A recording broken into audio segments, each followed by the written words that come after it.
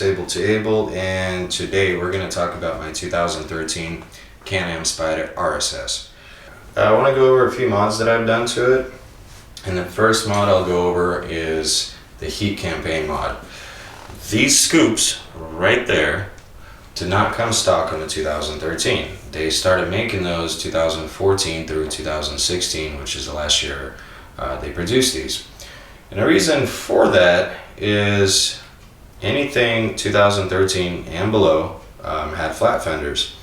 Your knees would get really hot, the motor would get hot, it would just get really hot idle. There was no way for that hot air to really push out of there. So they said, okay, in 2014 they redesigned these things, and if you were lucky enough, BRP would authorize a claim filed by your local dealership that will give you these things for free. And it's not just the scoops. You also get this part too with the headlight, or I'm sorry, the scoop. Or some guys have fog lights in there, but so you end up getting 4 pieces of plastic. They come painted to whatever OEM color your Spyder came with, based on your VIN number, and you get the inner heat shields that get glued into the inside of the scoops. So that was a free mod, and it made a huge difference on my knees, on performance, on staying cool, on the look. Pretty much couldn't have been happier. That is by far the best thing that BRP has done, and that is one of my favorite mods on this bike. Trike. Well, motorcycle. Okay.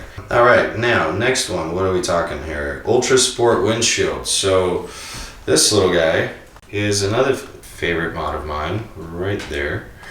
And the reason why I like that is not only the looks, but also when you ride, it tends to push up against me, so it's easier for me to sit upright. I don't have to pretty much hold myself as much. The wind kind of does it for me, and I really like that feeling with the wind pushing against you. It makes you feel like you're going faster, and it feels like somebody's constantly kind of like hugging you, so to speak, but gently, and you feel the bike more, or the motorcycle, whatever.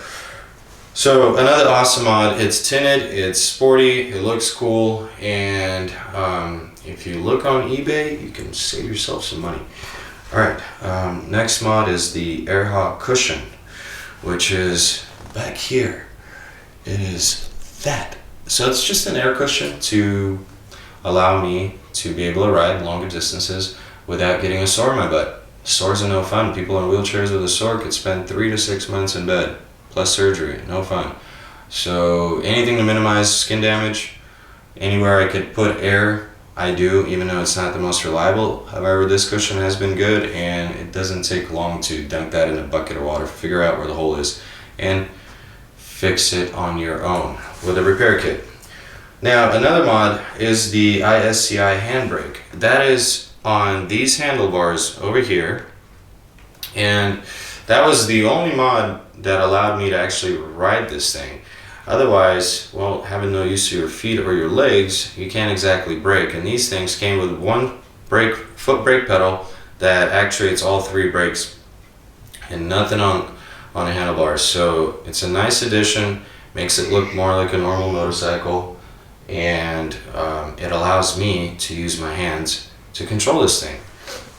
So what else? We ended up doing a handlebar riser. It's a really slight mod that pretty much rises the handlebars about 1 inch, making the seating position a little bit more comfortable for my back and my wrists.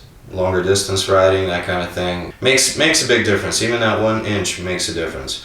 One of the last but not least, the Akrapovic Exhaust. So that is my ultimately favorite mod. I mean, they're all my favorite, but this one is really, really favorite. Not only the looks, but the sound is incredible. I mean, this thing, before I pulled the baffles and put the exhaust on, would sound like a sewing machine.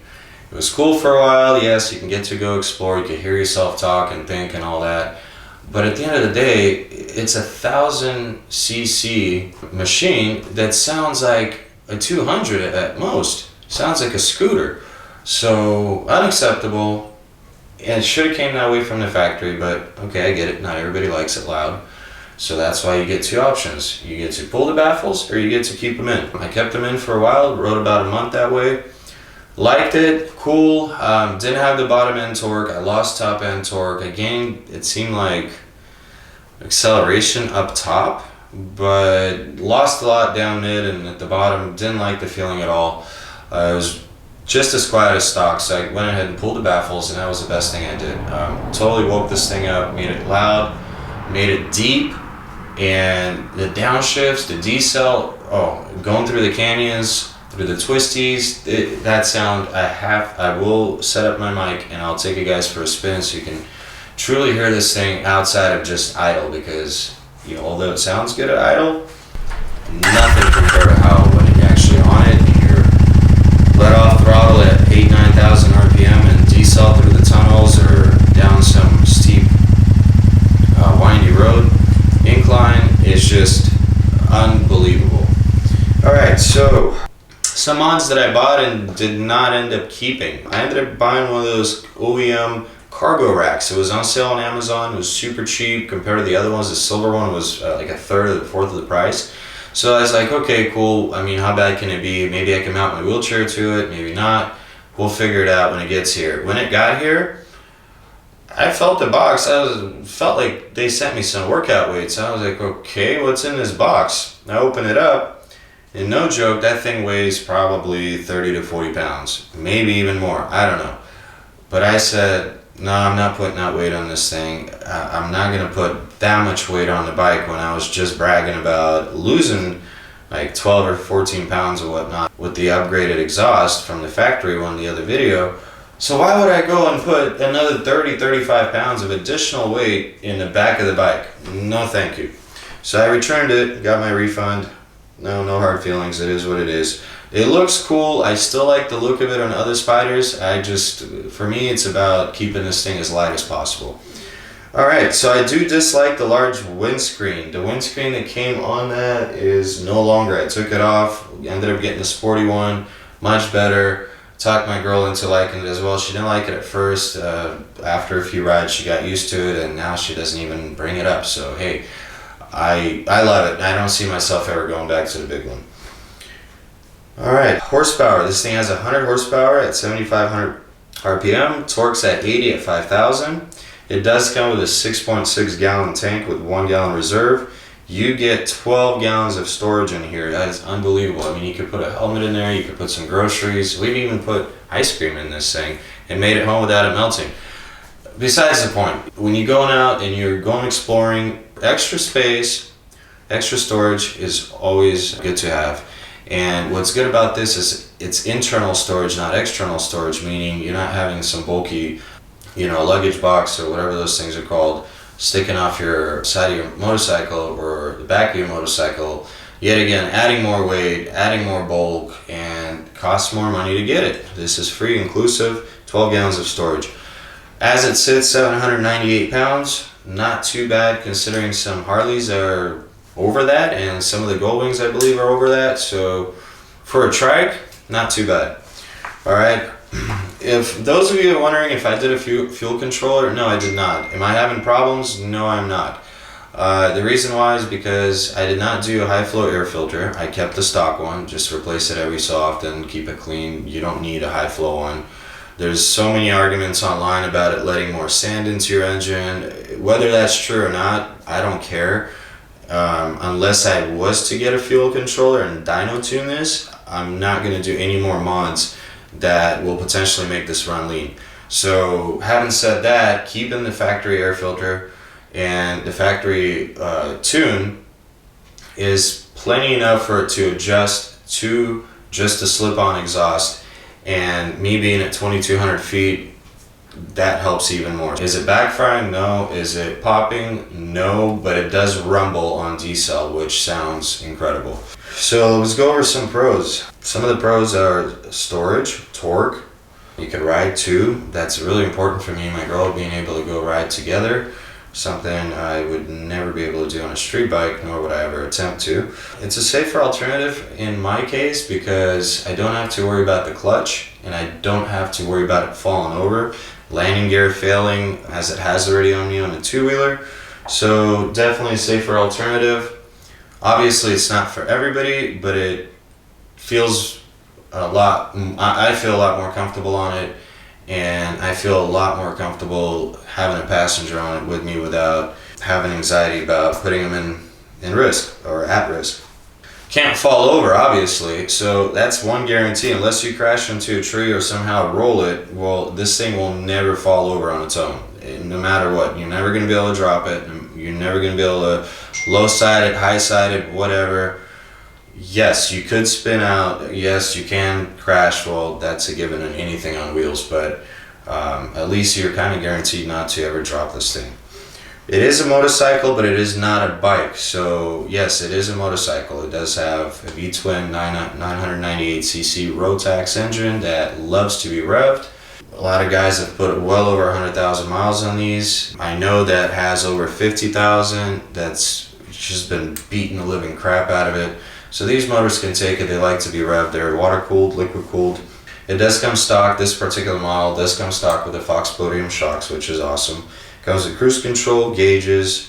An awesome feature is it does have a sequential electronic transmission that has a reverse. So it's basically a manual without a clutch, well, with an electronically controlled clutch, but you do have to shift. It will downshift for you to prevent you from stalling, but you're free to downshift whenever you want, and it will stay in gear for as long as you need it to. It will not upshift on its own. You have to upshift it yourself. And it does come with Brembos with a 4-piston calipers and 270mm brakes. Pretty impressive for something this size. It stops on a dime, and having that ISCI hand control brake system on this does not interfere with the factory foot brake or the way the brake distribution is set up on this. That does not interfere with any of that, which is the beauty about it. And it is hydraulic. It does have a master and a slave, so it's not cable, which means you don't have to push as hard. I pretty much got this thing to replace a two-wheeler, to be safe, to still be able to ride and enjoy anything that somebody on a motorcycle would enjoy, minus the leaning, I understand, or splitting lanes, which I'm not a fan of that anyway. Not that I'm not a fan of leaning, but I'm not a fan of splitting lanes. Never really cared for that. You don't really even have to do that out here in the backcountry. So I'm not really missing out on that, but I am missing out maybe on leaning, which in a way kind of scares the crap out of me being in a chair. I'm more used to quads, and I feel really comfortable on quads, so this is a lot more comfortable for me to ride on. A lot of people that ride this, I'll give you guys a tip. Don't get discouraged if you don't like it the first couple of times. It does take time to get used to. It takes time to get used to it, and the harder you grip, the less control you have. So you have to relax your wrists, you have to relax your forearms, you have to just kind of let the thing let it do its thing, and just guide it with your shoulders slightly. Just lean slightly left and right to make slight corrections, and you'll get a hang of it in no time. Most people grip these things for life, and they start damn near having death wobble, and if there is anything like that, that's all due to poor tires or poor alignment. These things should not have any kind of wobble. It should not go all over the place. They should keep the road. They should stick to the road pretty damn good. I'm not going to start it tonight, but I will take you guys out for a spin later through the canyons to really let you hear the exhaust, for those of you that are wondering what it sounds like without the baffles. So for now, I'll just split the video from the other day that I videoed of just it running at idle. For those of you that are curious to hear what it sounds like at idle, I put that at the end of this video. And those that are wondering, this cord down here, or this wire, or right down here, That's a trickle charger, so I have a trickle charging at all times. I have a little pigtail that Vase Power Sports put in for me at no charge, which was really cool. And they were the ones that did my heat campaign, by the way. Guys, they are awesome. They know their stuff. If you guys ever need to find a good motorcycle shop in the San Diego area, Vase Power Sports is the place to go. So hope you guys enjoyed this video. I'm sorry the lighting isn't the greatest. I thought I hung enough lights in this garage, but apparently I'm still having to run ISO 800 and I'm underexposed by a couple of 2 to 3 stops, so I didn't want to crank the ISO any higher. So hopefully this video turns out. Hopefully the sound is good. I think that's all I have. I love this thing. I mean, this is freedom for those of you that are in a wheelchair or disabled or short or just not really comfortable with a two-wheeler or afraid of dropping it. Like my girlfriend is 4'10", for example. Even a Honda Grom is too big for her. So for her to ride, she would literally have to ride a pocket bike or one of these. I mean, that's kind of a no-brainer. So these are street legal. In California, you don't need a motorcycle license for these, which is another benefit to those of you that are disabled and don't want to deal with DMV. This is perfect for you. As long as you have a driver's license, you're free to ride these legally in the state of California. In other states, I could not vouch for that. Also, I did fail to mention, these models did come with a lot of driving aids, such as electronic stability control, electronic power steering, there's traction control. So there's all sorts of different driving aids or riding aids that will help you in case you were to lose control. And they tend to be a lot safer for those that have never ridden or that are barely maybe starting out, or those of you that are disabled and can't handle a full-on street bike. So yeah, these things were made for those of us that want to get out there, want to experience what it feels like to ride. And yes, it is a motorcycle, but it's not a bike. It doesn't feel anything like a bike, but it feels fun going down wherever you want to go. All right, take care, guys.